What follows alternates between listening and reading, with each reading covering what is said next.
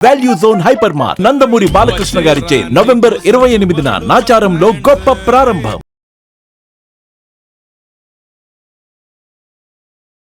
నమస్తే వనజ గారు. నమస్తే అండి విజయ్ గారు. వనజ గారు, మ్మ్. బ్రషింగ్ చేసే విధానం మ్మ్. దీని గురించి మాట్లాడదామండి ఒక్కసారి. Sure.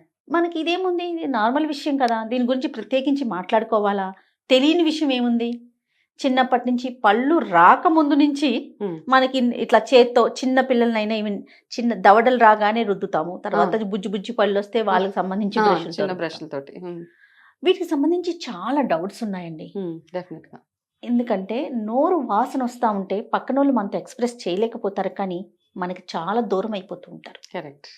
బ్రషింగ్ 2 times చేయాలనేది నీడ్, కానీ మన దగ్గర లేదు. ఆ కల్చర్ చాలా తక్కువ అనుకోవాలి. అబ్రాడ్ కంట్రీస్లో చూస్తూ ఉంటాం. నిజంగా అవసరం ఉందా? 2 times చేయాలా? ఎలాంటి పేస్ట్ వాడాలి? సో ఓవరాల్ హెల్త్ దగ్గరికి వచ్చేటప్పటికి ఒక సేయింగ్ ఉంటుంది, if overall health is good overall health is good. Yes. అయితే మన ఓరల్ హైజీన్ ని బట్టి మనం చెప్పేయచ్చు మనకి ఏదైనా ఇంటర్నల్ గా మన హెల్త్ ఎట్లా ఉందని మనకి చెప్పేయచ్చు అవును. అనమాట. ఎప్పుడైతే నోరు వాసన వస్తుందో, బ్యాడ్ బ్రీద్ ఉన్నప్పుడు ఇండికేషన్ మన గట్ హెల్త్ కూడా బాగోలేదు అని చెప్పేస్తుంది. మన డైజెషన్ బాగాలేదు, మనం తిన్న అరుగుదల బాగోలేదు, అండ్ మన ఓరల్ గా మనం ఏమైతే తిన్నామో ఎక్కడ ఉండాల్సిన అక్కడే పార్టికల్స్ అన్ని అలాగే ఉండిపోయాయి కాబట్టి ఆ స్మెల్ వస్తూ ఉంటుంది మనకి. కాబట్టి ఈ 2 times బ్రషింగ్ అన్నది ఎస్ డెఫినెట్ గా మార్నింగ్ అండ్ నైట్ పడుకునే ముందు, మన లాస్ట్ మీల్ అయిపోయే ముందు చేసుకోవాలి బ్రషింగ్. చాలా కంట్రీస్లో మార్నింగ్ కూడా బ్రష్ చేసుకోరు, వాళ్ళు బ్రేక్ఫాస్ట్ అయ్యాక బ్రష్ చేసుకుంటారు in many of the countries. కానీ మన దగ్గర బిఫోర్ ఓకే ఫస్ట్ బ్రష్ చేసుకుంటాము. చాలా కంట్రీస్ లో మాత్రము రీసెర్చ్ ప్రకారం వాళ్ళు బ్రేక్ఫాస్ట్ అయ్యాక 2 times, మీరు అన్నారు కదా ఫారెన్ అవునండి. కంట్రీస్ లో, మన కల్చర్ కాదు. ఫారెన్ కంట్రీస్ లో బ్రేక్ఫాస్ట్ ముందే, బ్రేక్ఫాస్ట్ చేసే ముందు చ్యూవింగ్ గమ్ తినేసి దాని తర్వాత బ్రష్ చేసుకుంటారు అక్కడ. ఓకే, అంటే So- వాళ్ళు లేట్ నైట్ అంటే డిన్నర్ అయిపోయిన తర్వాత చేస్తారు బ్రష్ కాబట్టి చేసుకుంటారు. సో Last- మార్నింగ్ ఏమంత ఇబ్బంది ఉండదేమో వాళ్ళ Yes, కల్చర్ కి, అంతే yes, కదండి? yes. 2 సార్లు బ్రషింగ్ అనేది కంపల్సరీ అందరికి, Okay. ప్రతి ఒక్కరికి. లాస్ట్ మీల్ తర్వాత మనం బెడ్ అంటే నిద్రపోయే ముందు ఫస్ట్ థింగ్ మనం బ్రష్ చేసుకుని నోరు బాగా పుక్కలిచ్చి ఏ రెసిడ్యూ ఉండకుండా, ఫుడ్ పార్టికల్స్ ఏమీ ఉండకుండా అప్పుడు నిద్రపోతే నెక్స్ట్ డే మార్నింగ్ కి మనకి క్లీన్ గా ఉంటది. ఓకే. అది ఒకటి. తర్వాత టంగ్ క్లీనింగ్ అనే ప్రొసీజర్ అమెరికాలో ఆల్మోస్ట్ 1993 దాకా వాళ్ళకి టంగ్ క్లీనర్ తెలియదు. మన ఇండియాలోనే ఉండేది రాజుల కాలం నుంచి. మనకి tongue cleaning ఉంది. వేపులని 2గా డివైడ్ చేసి దాంతోటి చేసుకోవడము, బంగారం, వెండి, రాగి, అదే కాపర్, వీటితోటి టంగ్ క్లీనింగ్ అనేది మనకు ఉన్నది. ఓకే. వెరీ ఫ్యూ కంట్రీస్ కి టంగ్ క్లీనింగ్ ప్రొసీజర్ ఉందండి. చాలా ప్లేసెస్ లో టంగ్ క్లీన్ చేసుకోరు. ఇవి Hmm. కూడా ఉన్నాయన్నమాట ఓరల్ హైజీన్. కానీ రాను రాను ఈ క్యాన్సర్స్ ఇవన్నీ వస్తున్నప్పుడు Yes. ఓరల్ గా బాగుండాలి హైజీన్ అని చెప్పి ఇప్పుడు అన్ని ప్లేసెస్ లో ఆల్మోస్ట్ టంగ్ క్లీనర్స్. అంటే ఓరల్ హైజీన్ గనక మనకి క్లియర్ గా లేకపోతే అవి క్యాన్సర్ కి దారి తీయడానికి అవకాశం ఉందంటారా? 100% అండి. Okay, as per the research. అంటే భయపెట్టడము లేకపోతే ఈ ఏదో అవేర్నెస్ కోసమే మనం మాట్లాడుకునేది, awareness okay? Is more important. కదా, ఎప్పుడైతే ఓరల్ గా మనకి బాగోలేదో నోట్లో ఎప్పటికప్పుడు మనం చెక్ చేసుకుంటూ ఉండాలి. ఎస్పెషలీ స్మోకింగ్ చేసేవాళ్ళు, తంబాకు, పాన్ పరాగ్స్ ఇవన్నీ తినేవాళ్ళు ఉంటారు కదా. అది ఏమవుతుంది, మనం నార్మల్ గా పాన్ పరాగ్ ఏం చేస్తారంటే ఒక్క సైడ్ దవడలో పెట్టుకుంటారు కదా, ఈ పార్ట్ ని నమ్ చేసేస్తుంది లోపల నుంచి. అలా పెట్టుకొని అలాగే ఉంచుతారు సాయంత్రం దాకా. ఓకే. ఆ నమ్నెస్ వల్ల ఏమవుతుందంటే over a period of time ఒక ప్యాచ్ లాంటిది తయారవుతుంది, తెల్లటి ఆహా. పొరలాగా తయారవుతుంది. ఓకే. ఆ పొర వచ్చిందంటే ప్రతి క్యాన్సర్ లో ప్రీ క్యాన్సరస్ సిమ్టమ్స్ ఉంటాయండి. అవునవును. ఆ ప్రీ క్యాన్సరస్ ఏంటి అన్నది మనం తెలుసుకోవాలి. చిన్న చిన్న ఇండికేషన్స్ వస్తుంటాయి. నోటి విషయానికి వచ్చేటప్పటికి ఎప్పుడైనా ఈ కొంతమంది ఇక్కడ ఇట్లాంటి ప్లేస్ లో తంబాకు అలాంటి పెదాల కింద ఎలా పెట్టేసుకుంటూ ఉంటారు, కొంతమంది దవడలో పెట్టుకుంటూ ఉంటారు. ఇట్లాంటివన్నీ పెట్టుకొనిగా వాళ్ళకి ప్యాచెస్ తయారవుతూ ఉంటాయి. ఓకే. ఆ ప్యాచ్ వచ్చింది అంటే మీకు క్యాన్సర్ కి అది దారితీస్తుంది. Indication అది. ఎస్, స్మోకింగ్ చేసే వాళ్ళకి కానివ్వండి, ఇవన్నీ ఏవైతే మసాలా ఇవన్నీ తింటూ ఉంటారు కదా, గుట్కాలు, పాన్ పరాగ్. ఎస్, గుట్కా, పాన్ పరాగలు తినే వాళ్ళందరికీ వాళ్ళ ఓరల్ హైజీన్ అన్నది అది చూసుకోవడం మంచిది. ఫస్ట్ థింగ్ అట్లా ప్యాచెస్ వచ్చినాయి, ఫస్ట్ మీరు అంటే అలవాటు అయిపోయింది, అడిక్టెడ్, మానలేరు అన్నప్పుడు అట్లీస్ట్ ఇలాంటివి ఏమైనా వస్తే ఫస్ట్ వెళ్ళి దాన్ని ట్రీట్మెంట్ తీసుకోవడం అడ్వైజబుల్. చాలా చాలా. అండ్ సేమ్ థింగ్ అవన్నీ తినకపోయినా చాలా మందికి మౌత్ క్యాన్సర్స్ వస్తున్నాయి. అవును. అవి ఎందుకు వస్తున్నాయంటే మనం తినే ఆహారం పార్టికల్స్, నాన్ వెజ్ కానీ అవన్నీ ఉండిపోవడం వల్ల, దాన్ని సరిగా క్లీన్ చేసుకోకపోవడం వల్ల.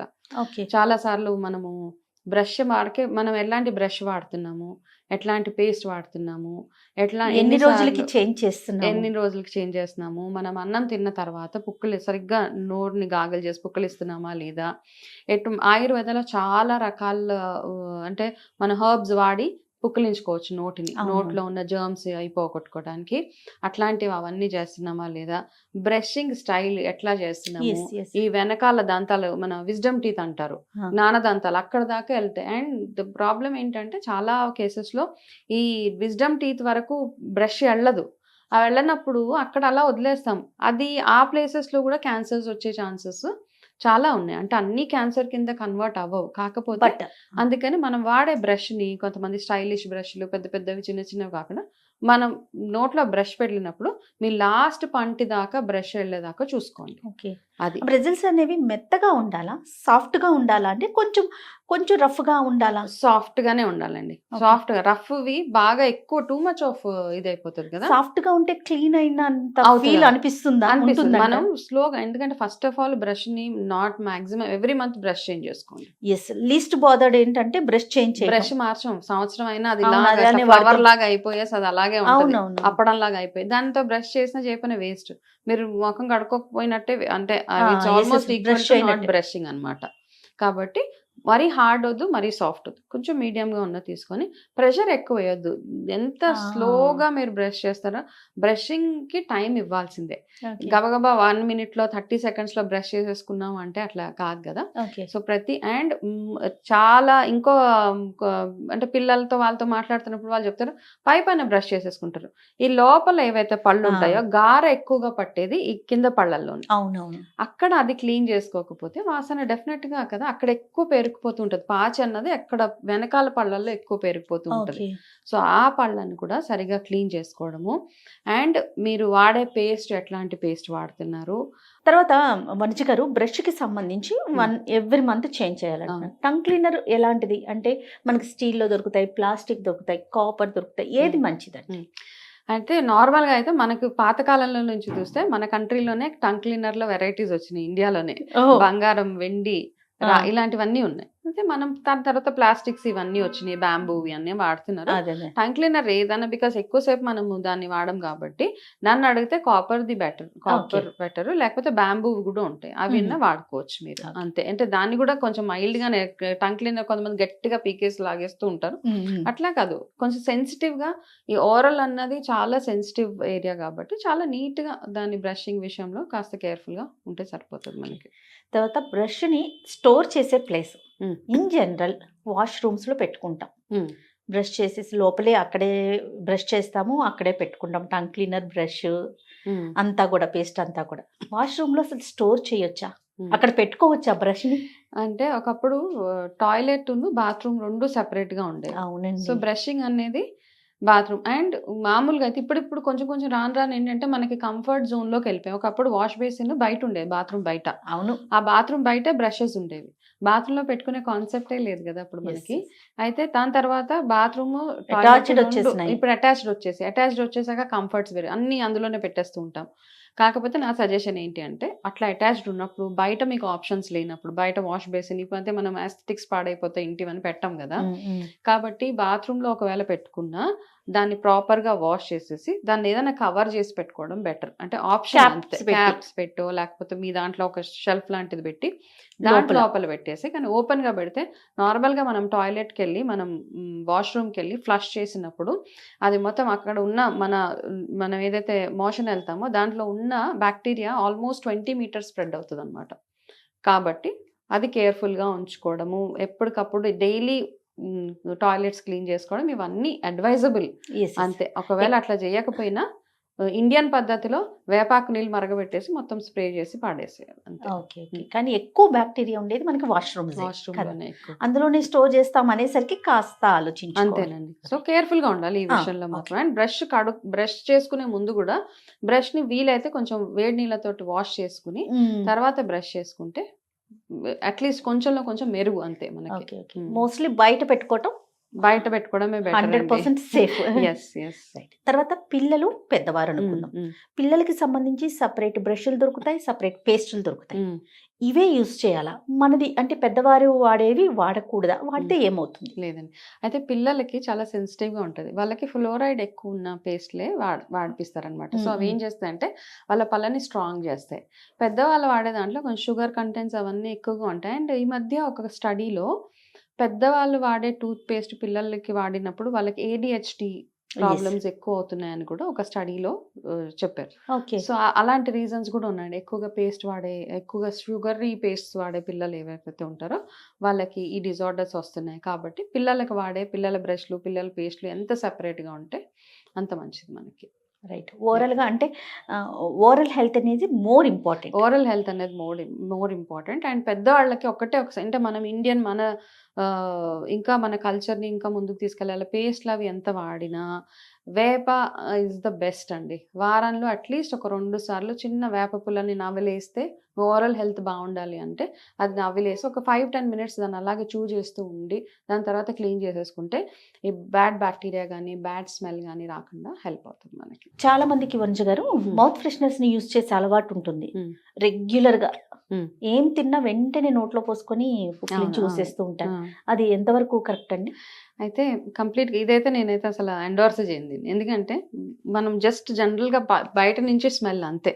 ఇప్పుడు పర్ఫ్యూమ్స్ కొట్టుకుంటాం, చెమట అలాగే ఉంటుంది. సేమ్ థింగ్ నోట్లో ఏదో ఎవరి దగ్గరికి వెళ్తున్నాం అనేసి ఏదో స్ప్రే చేసుకుంటారు. దాంతో ఒక్కొక్కసారి నాలిక మీద రఫ్ అయిపోతుంటుంది, నాలిక మీద చిన్న చిన్న బ్లిస్టర్స్ రావడము. Because there is some alcohol base ఉంటాయి. Almost most of the mouth washes పిల్లలకైతే అసలే ఇవ్వడానికి లేదు మౌత్ వాషెస్. మనము ఇంకా పెద్దోళ్ళ విషయంలో అంటారా మనకు ఒక్కొక్కసారి ఆప్షన్ ఉండదు కాబట్టి మౌత్ వాష్ ట్రావెలింగ్ టైంలో అట్లాంటివి వాడతాము. నార్మల్ టైంలో మౌత్ వాష్ చేసుకోవాలి అంటే కనుక నేను చెప్పినట్టు వేప ఏది అవైలబుల్గా ఉంటే వేప లేదా త్రిఫల, ఈ 2 బెస్ట్ అండి. నోరు క్లీన్గా ఉండాలంటే త్రిఫల వాటర్, వేప నీళ్ళు, ఈ రెండింటితోటి వాష్ చేసుకోండి. ఎప్పటికప్పుడు ఫ్రెష్గా తయారు చేసుకోవడమే.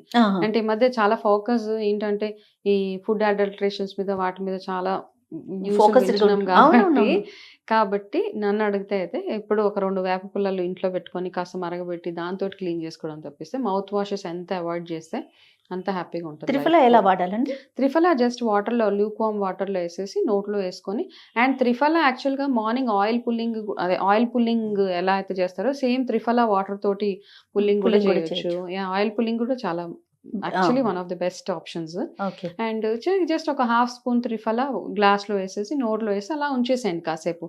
చాలా క్లీన్ అయిపోతుంది, నోట్లోంచి వాసన అవేమి రాకుండా చాలా చాలా హెల్ప్ చేస్తాయి. And triphala one of the best powders అనమాట. చాలా వాటికి ఇప్పుడు మౌత్ ఒకటే, హెయిర్, నెయిల్స్ చాలా వాటికి వర్క్ చేస్తుంది. కాబట్టి త్రిఫల పౌడర్ ఎప్పుడు ఇంట్లో అట్లా స్టాక్ ఉండడం కూడా చాలా మంచిది. మనకి లోపలికి వెళ్ళినా కూడా నో ప్రాబ్లం అండి. మీరు ఎట్లాంటిది వాడుతున్నారు దాన్ని బేస్ చేసుకుని బాగుంటుంది అట్లా. ఇంకొకటి అండి, ఫుడ్ తిన్న తర్వాత పార్టికల్స్ ఉన్నాయని చెప్పి స్టిక్స్ తో టీత్స్ ని ఇట్లా గుచ్చుకుంటూ ఉంటారు. అవును, అది స్టిక్స్ కంటే కూడా ఆ ఫ్లాస్ లో దారం ఉంటుందండి. ఆ ఫ్లాకి దారం దొరుకుతుంది మనకి. దాంతో ఏమవుతుందంటే మీకు ఈ పైన ఉన్న చిగుర్లు సెన్సిటివ్ అయిపోతూ ఉంటాయి, ఒక్కొక్కసారి రక్తం వచ్చేస్తూ ఉంటుంది వాటిలోంచి. అండ్ ఇంకా స్పెషల్లీ డయాబెటిక్ ఉన్న వాళ్ళకి ఈ చిగుర్లు చాలా సెన్సిటివ్ గా ఉంటాయి. వాళ్ళకి తెలీదు మామూలుగా, అంటే వాళ్ళకి అంత అబ్జర్వేషన్ ఉండదు. నార్మల్ గా చూస్తే వాళ్ళు ఎప్పుడైతే ఈ ఫ్లాస్ అయి వాడుతుంటారో లోపలంతా రక్తాలు వచ్చేసి ఆ హీలింగ్ ఇంకా కాస్త టైం పడుతుంది. కాబట్టి మామూలుగా మనకి ఫ్లాస్ దారం దొరుకుతుంది అనమాట. ఈ పళ్ళు క్లీన్ చేసుకునే దారం ఒక గ్యాప్లో వెళ్ళిపోతుంది చక్కగా. అది డైలీ వన్స్ ఇస్ అలౌడ్ అనమాట. దానివల్ల పళ్ళు గ్యాప్ వచ్చేస్తుంది ఇట్లా అనుకుంటారు చాలా మంది. ఏం రావు గ్యాప్స్. ఆ దానికి దొరికే దారం, అది పళ్ళు క్లీన్ చేసుకోవడానికి ఒక స్పెషల్ గా ఒక దారం దొరుకుతుంది. దాంతో చేసుకుంటే పళ్ళు క్లీన్ అవుతాయి. మధ్య మధ్య సన్న సన్న పార్టికల్స్ రాదు కదా బయటికి, బ్రషింగ్ తో కూడా రాదు. కాబట్టి దాంతో క్లీన్ చేసుకుంటే సరిపోతుంది. రైట్ అండి. థ్యాంక్ యూ సో మచ్ వంజ గారు. నమస్తే.